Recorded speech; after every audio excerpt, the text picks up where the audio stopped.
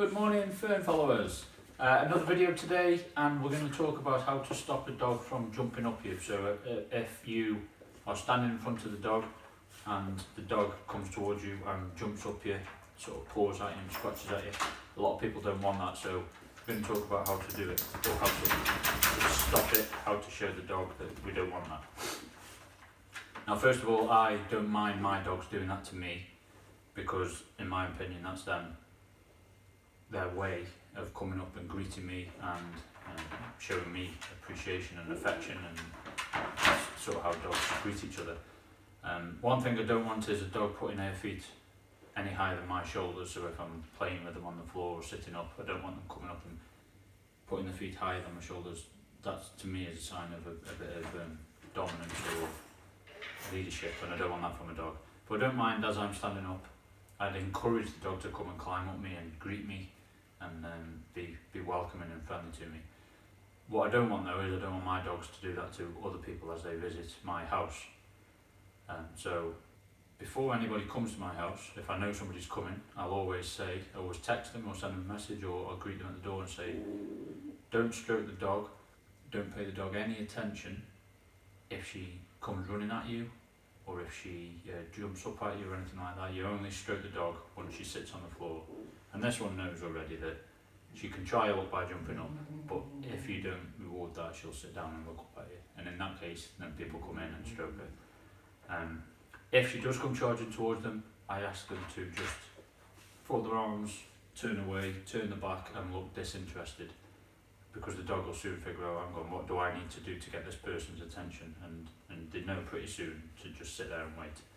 The second they sit there and wait, I'll praise them, and that person will stroke them, and they'll get what they want. So they associate them that sitting will get what they want. Now, don't forget that dogs primarily communicate with body language. So the best way to communicate with the dog is in their language, body language. So what I will do as the dog attempts to jump up me, if I want to show it that's not welcome, is before it's managed to, I'll step forward into the dog's personal space, and using my body language, I'm communicating that is not acceptable. If you make a move towards me, I'll step towards you, and I'll step into your body language, and I'll into your personal space, and I'll shut you down straight away. So that's for me, the main or the easiest or the simplest way to communicate to the dog that that's not what you want. Think also, or consider, that a dog learns through association, and it associates whatever it is doing at that instant with whatever you're saying at that instant, or within about a second. So what happens with most dogs, they jump up somebody, they are up them, so they're standing up them, the front paws are on them, they're looking up at them. Then what most people do is say no, or down, or off, or wherever it may be. Off to the human being in the English language, or down, or no, is interpreted as stop jumping up me, don't jump up me, that's not what I want. The dog, however, is associating the act of him jumping up you with your word of no. So he's learning that every time my mum or dad say no, they want me to jump up them, because he's associating the action or the behaviour of jumping up with you saying no. Just the same way he would if he was sitting and you say, as soon as his bum touches the floor, you say sit, sit. Every time your bum touches the floor, you're doing exactly the same. Every time his front paws land on you, you're going no, no. And he's soon associating, when you say no, that my mum and dad get really happy if I jump up them and paw them. So by trying to stop it, you're actually teaching it that that's what you want. By shouting down, you're actually shouting, or you're teaching the dog to jump up. So think about a dog learning instantly the association between the behaviour he's exhibiting right now and your verbal commands. If you were to shove the dog down with your body language, either your hand or step into his space, and give it a second for him to not associate anything he's done within the last second with what you're going to say, and then give it another second so we can associate the new behaviour with what you're going to say. Then say down, or no, or off, because then he's associating him having 4 feet on the floor with the word off, and then or no, or wherever it may be. Then if he goes to jump at you, you can say no, or off, or down, and the dog thinks, where have I heard that before? I know, it's every time I've got all 4 feet on the floor.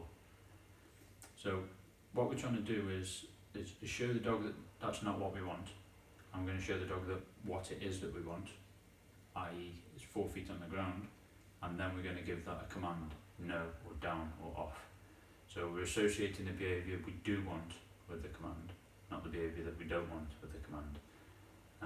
Now the dog's asleep, it's 4:45 in the morning, but I'll try and G her up in a minute and try and encourage her to jump up me. Another thing people do when they don't want a dog to jump up them is they'll step back because you're sort of stepping away from the dog then. What that's doing to the dog, using their awareness of body language and spatial awareness, that's inviting the dog closer to you. You step away from the dog will come in. But if you step towards the dog will go back, unless it's going to challenge you. But more often than not. So the way to do it is to step towards a dog, and that's through your non-verbal communication is saying, no, do not come near me, go back into your own space. You are going to shove the dog off with your hands or with your body language, with your body. So just like sort of bumping with your hips. You're going to give it 2 seconds until he's given you, or 2 seconds after he's given you the good behaviour that you want, so 4 feet on the ground. Then you're going to give the word off or down or sit or whatever it may be. And then in the future, when you can preempt that the dog's going to jump up, then you can give the command no, and he'll remember that that means 4 feet on the ground. So I'll try and take the dog into a bit more space, and I'll try and sort of step back and encourage the dog to jump up me.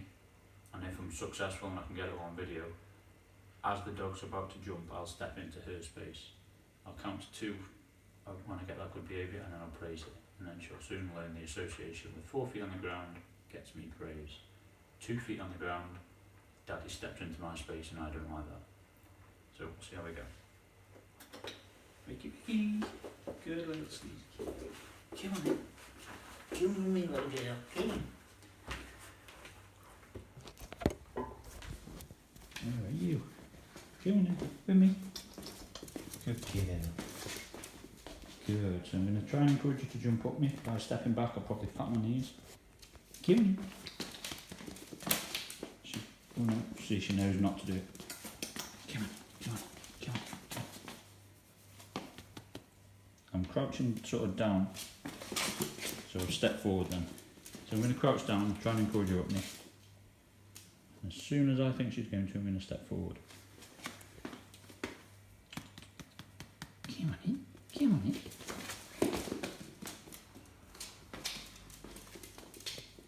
1, 2, good girl. So counted for 2 seconds from when she started giving me the good behaviour. That's 1 second for her to forget the bad behaviour, and 1 second for her to associate it with the good behaviour. Come on in. Here's a good girl. No, I'm not going to get any more off her, she's just seen a spider. But that's basically the sort of simple principles behind it. Obviously it won't happen unless you practice it, so you need to get the bad behaviour so you can correct it. So don't be scared of getting the bad behaviour, you want to encourage that so you can correct it, and that's how the dog's going to learn. I'll do another one very soon.